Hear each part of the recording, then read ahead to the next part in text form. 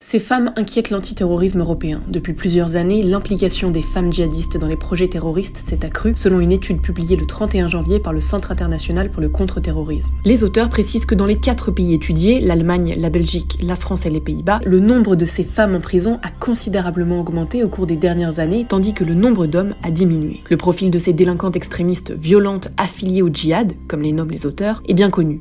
Elles sont jeunes, avec un âge moyen de 24,8 ans à la commission des crimes, et mènent des activités très différentes que ce soit en Europe ou à l'étranger, loin du profil simpliste de mariés djihadistes, ce que l'on a longtemps cru. La grande différence avec les hommes djihadistes, la majorité de ces femmes n'avaient pas d'antécédents criminels. Mais là où la France se distingue de ses voisins, c'est qu'elle est le pays occidental qui a compté le plus grand nombre de djihadistes, 1400 à 1500 départs, dont plus de 500 femmes. Avec notamment la seule tentative d'attentat fomentée par une cellule exclusivement féminine, celle de la voiture piégée contre Notre-Dame en septembre 2016. Et si les peines sont en moyenne plus longues chez nous, la justice belge a de son côté condamné plus de femmes que la France, et la privation de nationalité est de plus en plus appliquée. En Allemagne, les femmes et les filles ont constitué environ un quart des 1150 djihadistes partis en Syrie et en Irak. Et aux Pays-Bas, même tendance avec un tiers de femmes sur les quelques 300 djihadistes ayant rejoint majoritairement Daesh. Nous sommes passés, pour la justice et les autorités françaises, d'une image de femmes de djihadistes, considérées comme des victimes sous influence, à celle de femmes djihadistes. Le risque est de voir ces femmes transmettre leurs valeurs radicales aux nouvelles générations. Une minorité d'entre elles seulement sont impliquées dans des violences. Pour les autres, il faudrait réhabiliter le concept de déradicalisation,